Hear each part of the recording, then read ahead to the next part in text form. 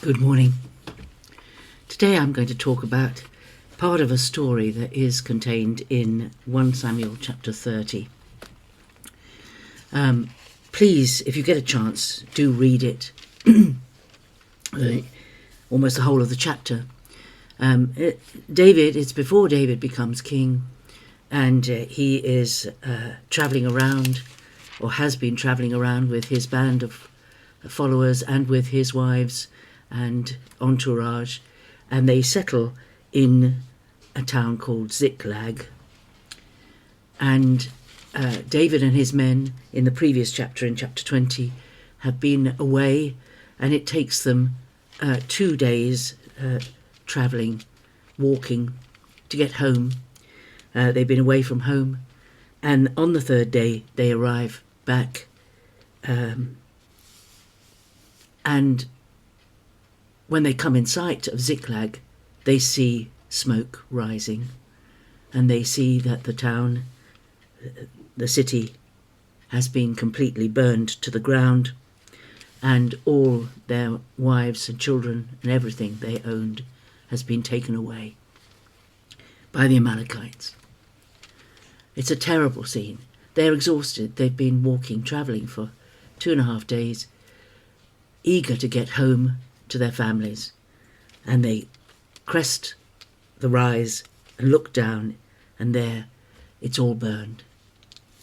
And their immediate response in verse 4: "Then David and the people who were with him raised their voices and wept until they had no more strength to weep." David's 2 wives had also been taken captive, Ahinoam of Jezreel and Abigail, the widow of Nabal of Carmel. And David was greatly distressed, for the people spoke of stoning him, because all the people were bitter in soul, each for his sons and daughters. But David strengthened himself in the Lord his God. The rest of the story is amazing, the deliverance that God brings about, and everything is restored. But David and his men didn't know the end of the story when they were there. And the thing that struck me about it today as I was thinking about this story, I love it as a story. I've learned a great deal from it. It's a wonderful chapter. It's all right to be distressed and upset. David and his men were tired. They were exhausted. They were looking forward to a good meal, a good rest, a reunion with their families. And it was gone. It wasn't there. And because they were so tired, they wept until they had no more strength to weep. That says a great deal about these people who were with David. They were great. They were good men. And this awful thing had happened. They didn't know what had happened to their wives. I expect they assumed their wives would be raped and then murdered by their captors. They had no expectation that their wives would live for very long. The very fact that they'd been taken away alive was unusual. Usually in these sort of raids, the only women they would take away would be the virgins, not the married women. So they had no hope for their families. And they were devastated, absolutely devastated. And David's 2 wives had been taken as well. He was as distraught as they were.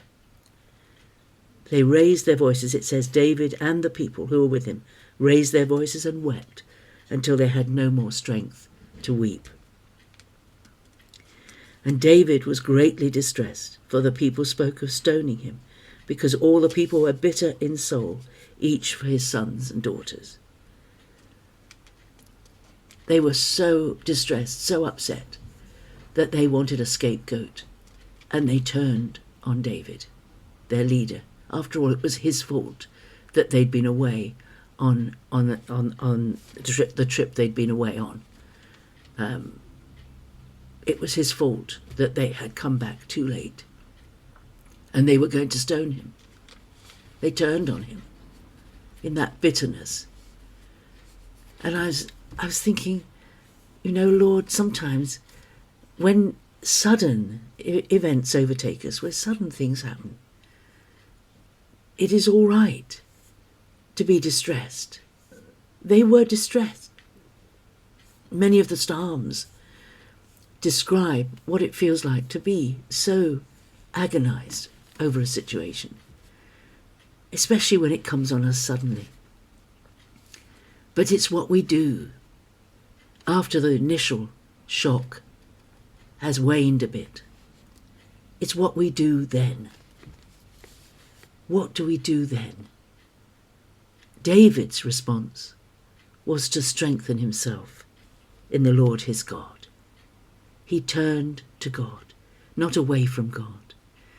Now, in my work, many times in the hospital, when I've met with people who have been devastated by news, tragic news, difficult news, awful diagnosis,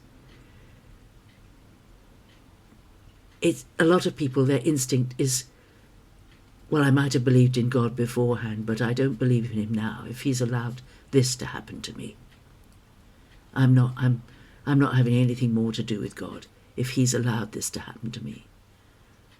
Now that's not the way David responded. David didn't say, well, Lord, even the men you gave me have turned against me. I'm not going to follow you anymore. But he didn't. He turned to God in his distress. He cried out to God, and he took strength. He took strength from God. He looked to God. He looked at God. He looked at God's faithfulness. He looked at God's mercy. He looked at God's loving kindness. And he knew that God had not left him. Even though the circumstances did not change. They didn't change for quite a while in the story. Even though the circumstances hadn't changed, his men were still angry with him. His men were still crying. His wives and their wives had still not returned. He didn't get back his spiritual position when the answer came. He got back his spiritual position when he was still in the midst of the problem, by turning to God, not turning away from God. Draw strength from God. The joy of the Lord is your strength. The trust you have, the knowledge of who he is what you need to turn to, not turn away from. That's enough thought for the day. I might carry on with the story tomorrow. I don't know. Depends what I wake up thinking about. Have a great day. That's 1 Samuel 30. Wonderful chapter to read. God bless you. Have a great day today. Bye-bye for now.